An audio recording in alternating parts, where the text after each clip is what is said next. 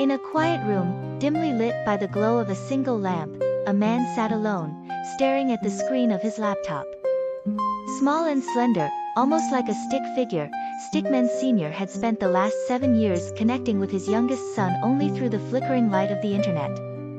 It had been a long time since they'd seen each other in person, and the distance had left a hollow ache in his heart. Tonight, as he sat there, he found himself drifting back to a story he had read as a boy, a story about AI that had sparked a lifelong fascination.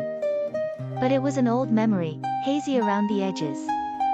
Earlier, he had turned to ChatGPT to help him piece it together, to make sure he could tell it smoothly, just as he wanted to share it with his son now. With a gentle sigh, he picked up his phone, opened WhatsApp, and sent a message. Hey champ, you still up? Hey Dad, yeah, I'm still up. What's up? I was just thinking, it's been a while since we talked about something important. I have a story I want to share with you, from when I was your age. Something about AI. Something I read 40 years ago. A story about AI? That sounds cool. What's it about? It's about a robot called, I think it was Adom. I'm not sure if that was its actual name, or maybe I just made it up.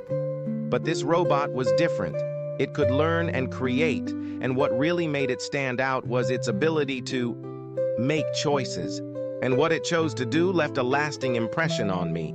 Wait, a robot that makes choices? Robots just follow commands, right? What do you mean? That's what made Adom unique. Let me tell you the story properly. It all started with 2 scientists. At least that's how I remember it.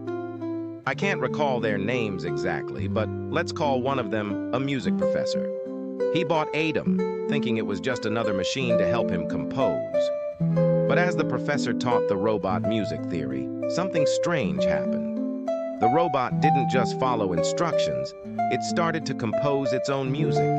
It played the piano, each note perfectly crafted, and it moved the professor to tears. Whoa, so the robot was like a real composer? But how could it know how to make music emotional? That's the fascinating part, son. Adom didn't just follow the notes. It learned the patterns, the emotions behind each piece of music.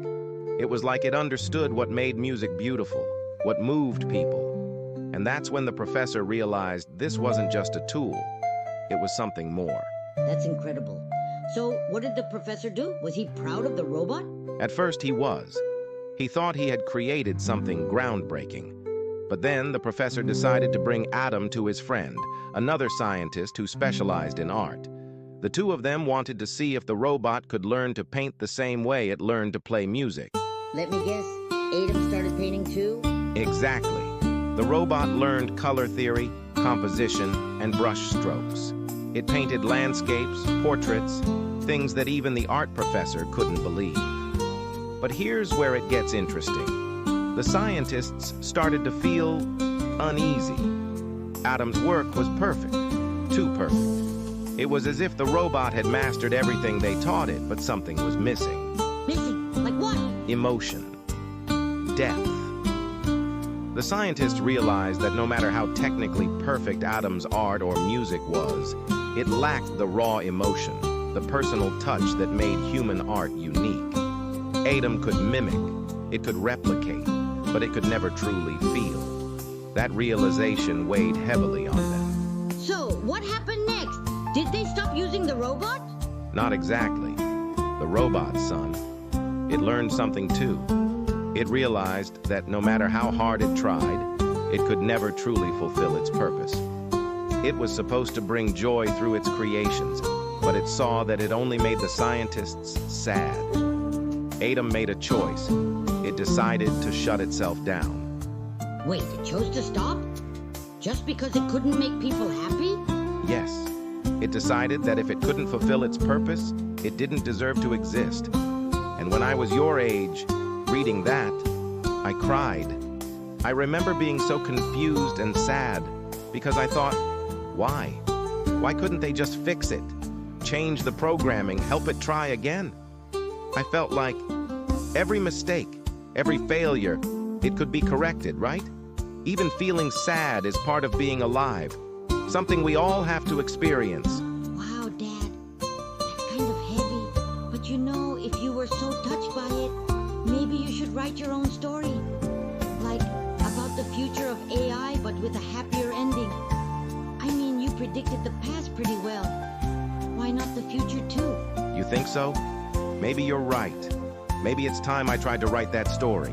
One where the robot doesn't shut down, but finds a way to understand, to keep trying no matter what.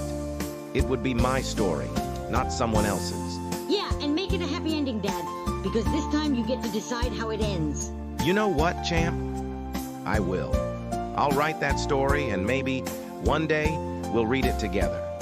And hey, if anyone out there listening knows the original story about Adom, or whatever it was called, leave a comment.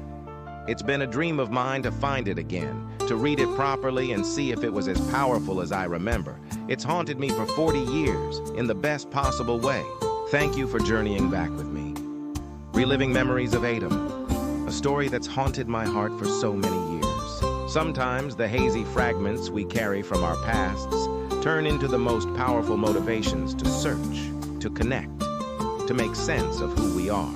To this day, I'm not certain if the story I remember was real or just a childhood impression. But if anyone out there has heard of Adom, if you've read about this machine that brought hope and chose to fade quietly into silence, please leave a sign. Perhaps all of us are waiting for something, a piece of memory, a moment of connection, or just a story that might help make us whole. And if you feel this story is incomplete, stay tuned for part 2.